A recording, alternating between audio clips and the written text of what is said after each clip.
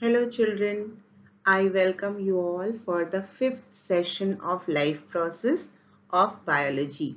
Okay, before I go to today's session, I would like to have a quick recap of my previous class. In the previous class, we had finished the first life process, that is the nutrition or the digestion, and we have just begun the respiration. In that, I have explained the difference between breathing and respiration, where I said breathing is just a physical mechanism where only inhalation and exhalation takes place, and the respiration is a biochemical process in which the oxidation of food take place in the cell and the production of energy is done and the storage of energy is done. ATP molecules is produced as the energy currency in our body cells. Okay, today we will go in the detail of the respiration. Okay, today I have come to the topic, that is types of respiration. Okay, types of respiration. Why we are doing this? Because around us there are many type of organisms, and every organism need energy for their metabolic activities. Okay, so some of them produce energy by breaking down their food in the presence of oxygen. They need oxygen for the complete oxidation of their food and to energy to be produced. But there are certain organisms who can produce energy without the presence of oxygen. That means in the absence of oxygen also they can produce energy. So the first type is aerobic respiration. Aerobic means in the presence of oxygen, and the kind of organisms who do such respiration are called as aerobes. What are they called? Aerobes. Now, just a definition. What is aerobic respiration? The respiration that takes place in the presence of oxygen, it produces more energy.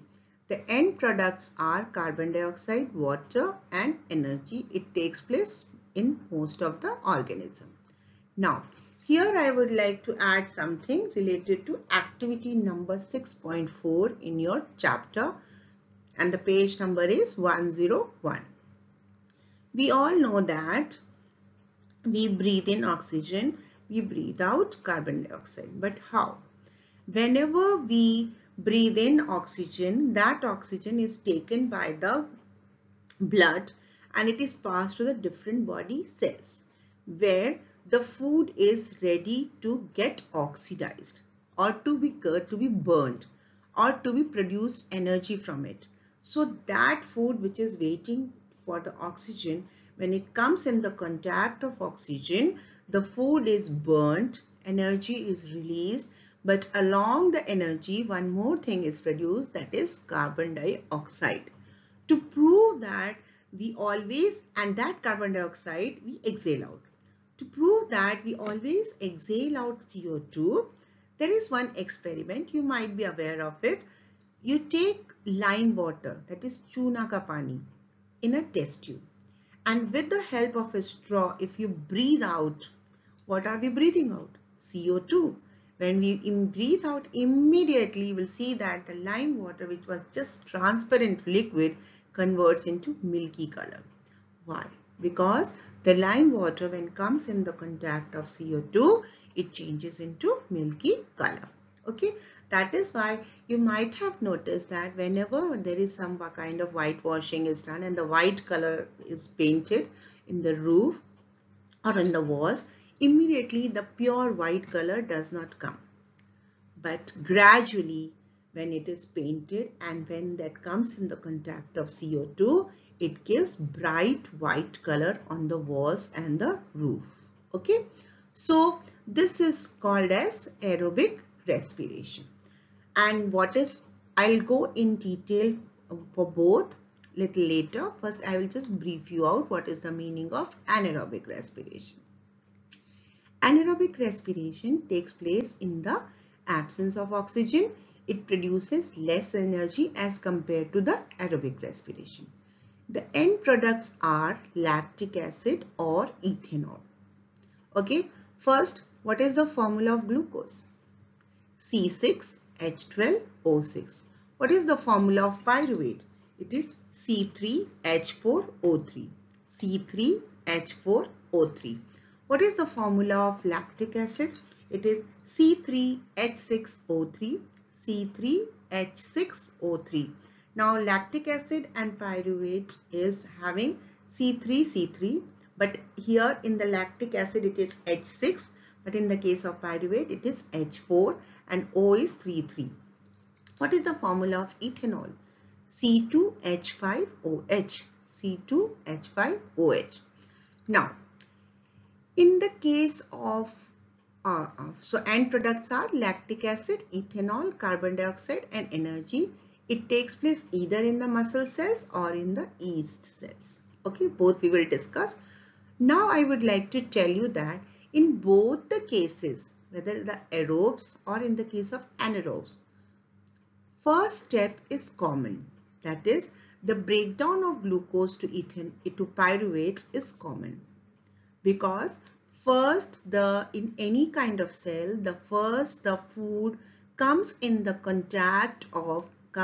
cytoplasm, where the enough amount of oxygen is not present. And this conversion is independent of presence of oxygen. If it is present, that's also okay. If it is not present, that's also okay.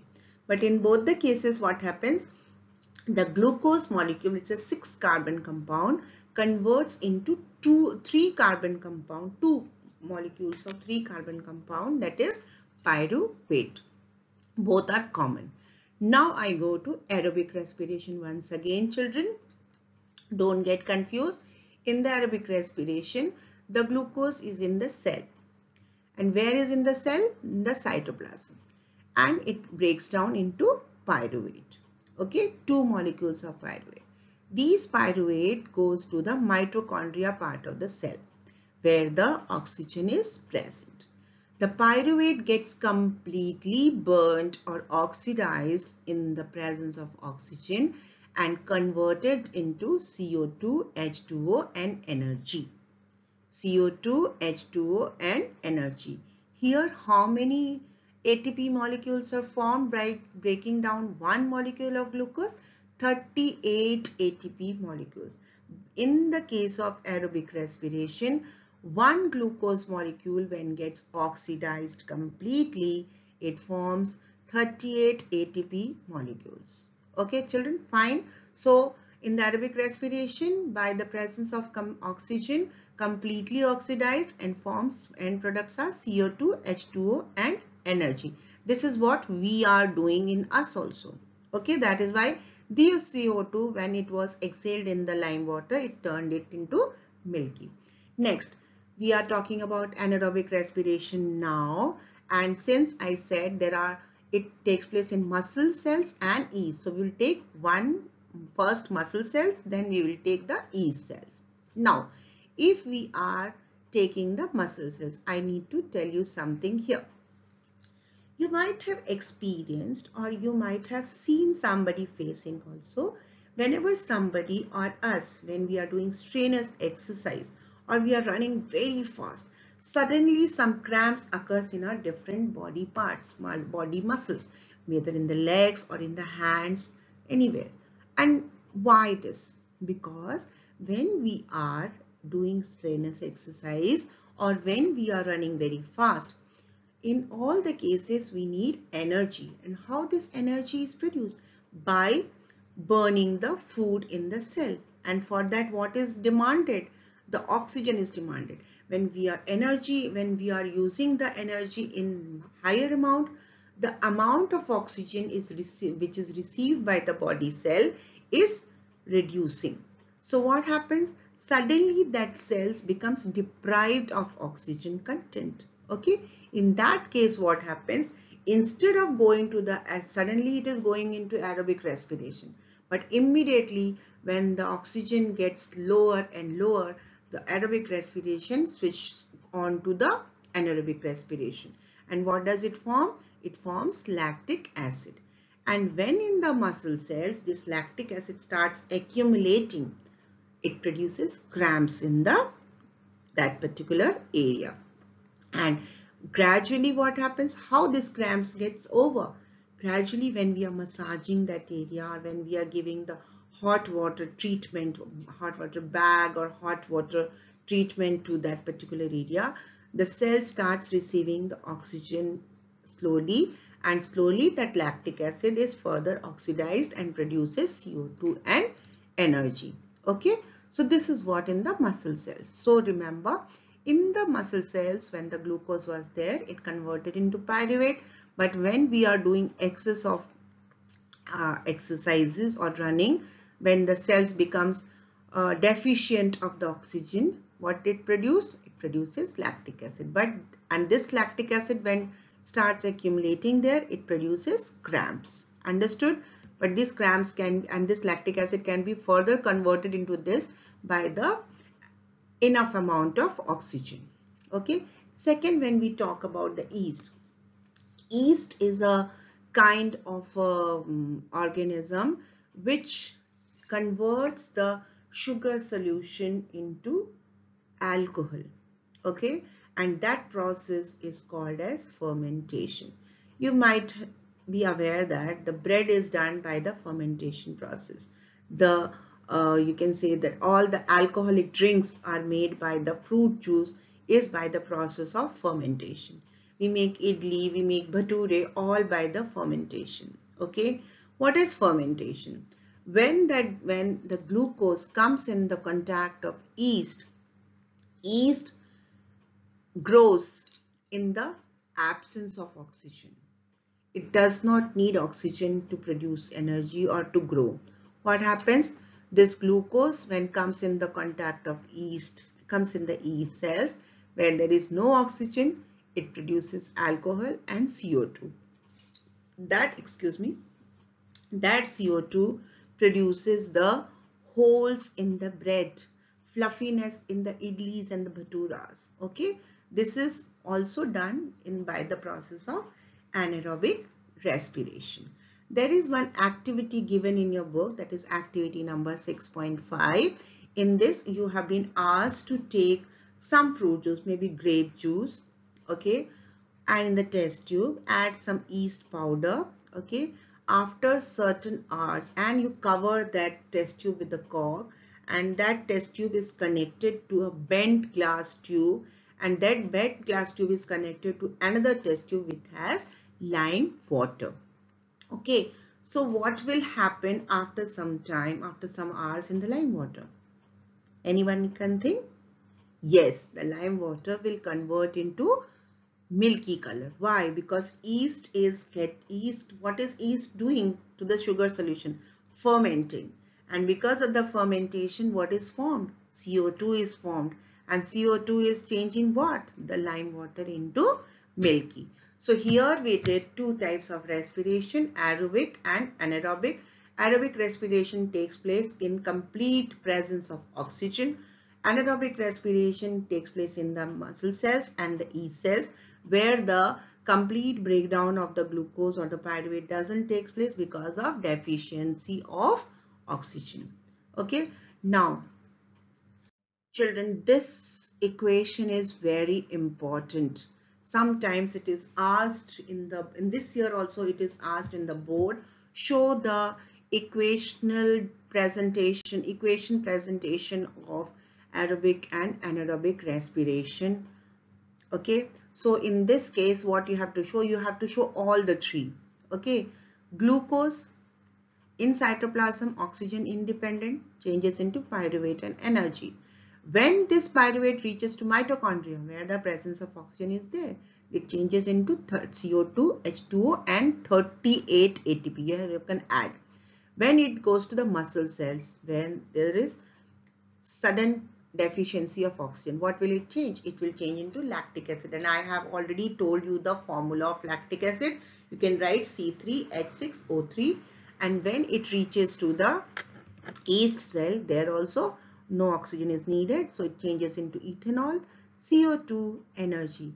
What is the difference? Here, first case, CO2, H2O, energy. Here, only lactic acid and energy. There is no CO2 and H2O. Here, energy, ethanol is there. CO2 is also there, but H2O is missing. You all are supposed to write this in your notebook, and you please practice it because this is very important for you. Now we go to the next thing, that is human respiratory system. You all are aware of this. So again, I am doing this in detail. We will do. You know that the main organs of the human respiratory system are the nostrils. Nostrils are the two holes which is there in the opening of your nose. These two are the nostrils, and this portion is called as nasal cavity, which is there inside your nose. Okay, and this is your oral cavity or buccal cavity, and there is one flap like structure which is closing or opening the windpipe, that is called as epiglottis, and the area where the nasal and the mouth cavity joins, that area, that small area, is called as pharynx. And below the pharynx, when we go down, there is a small box like structure which is also called as voice box, which produces the sound due to the vibration, that is called as larynx. Okay, this larynx extends, and this is called as your windpipe. Windpipe, or it is called as trachea. What is it called? Trachea. Now you can see that there are fine lines, horizontal lines on this trachea till it is bifurcated into two parts. It is till here, this is trachea, but when it is divided into two parts, it is called as bronchus. Bronchus or bronchi. Okay. Now this bronchus is connecting to the two lungs. These are the two lungs of your body. This is right lungs, this is the left lung. You can see that there is line. In the right lung, it is divided into two lobes, but the left lung is divided into three lobes. Okay, and this black line is called as diaphragm.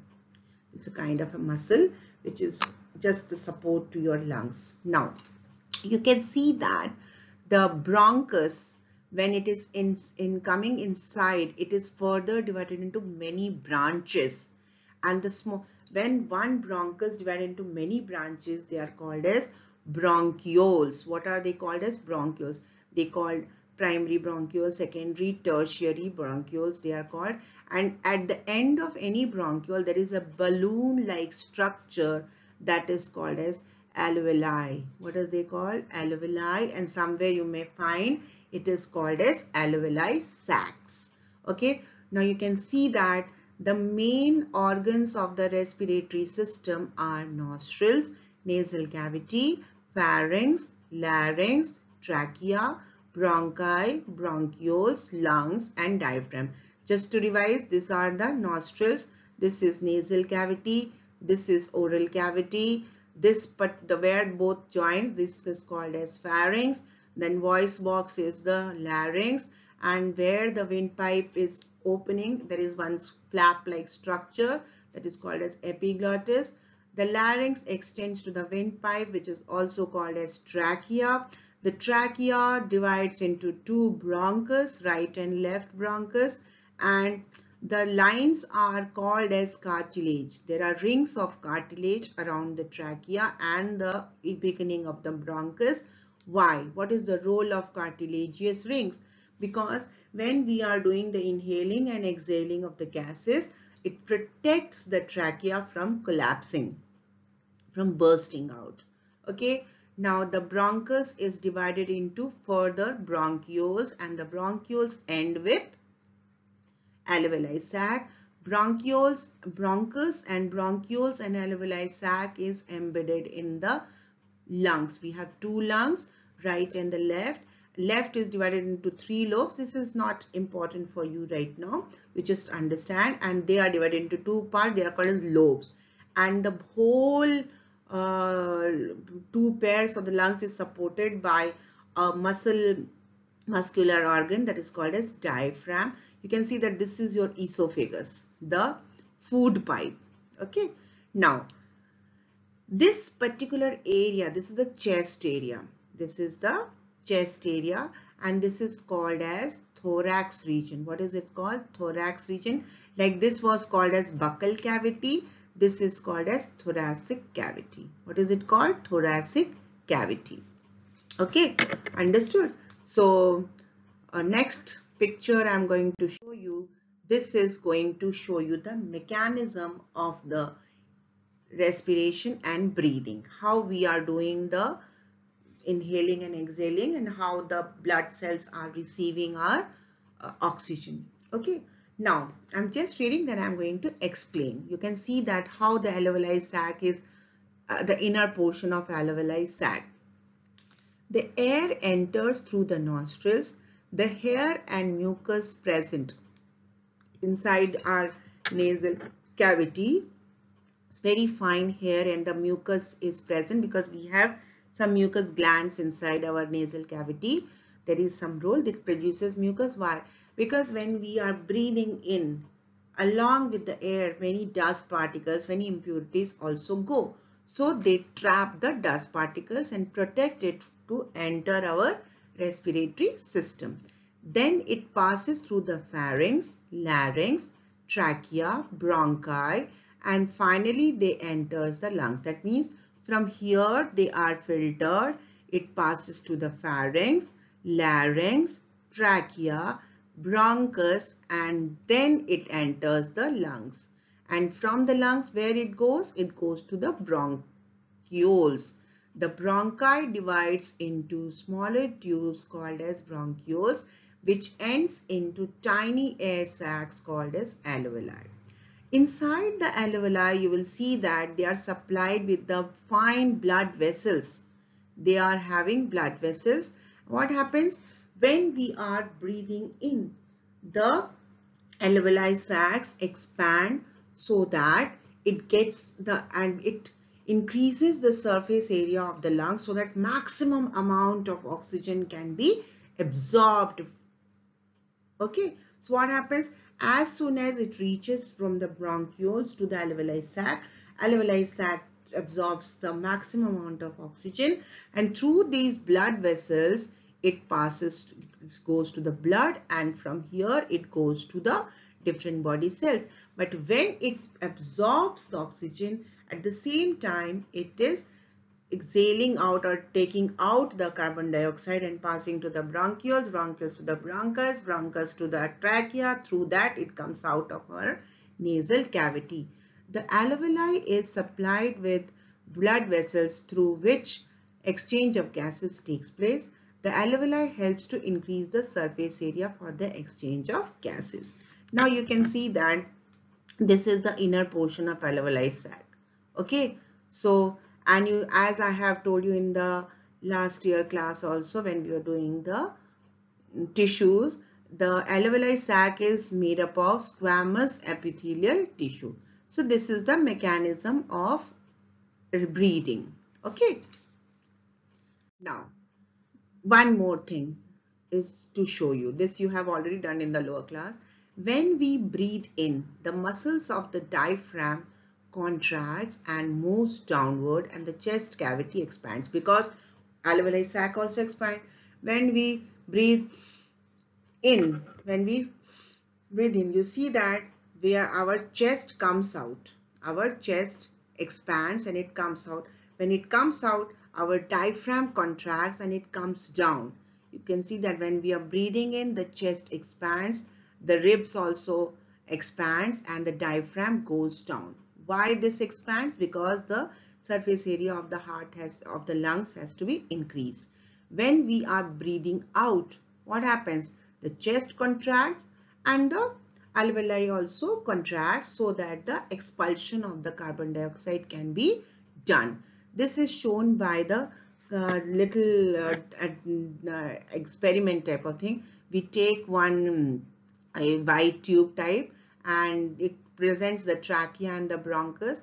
We add the two deflated balloons and this is expiration.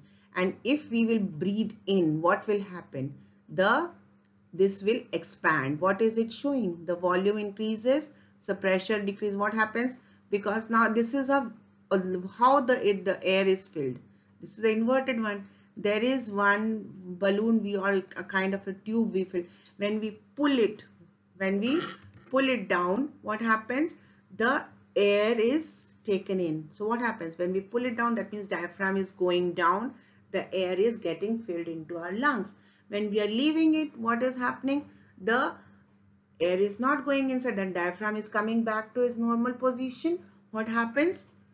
The lungs contract. When the lungs contract, the diaphragm relaxes. When the lungs expand, the diaphragm contracts. So remember, these two mechanism is very important.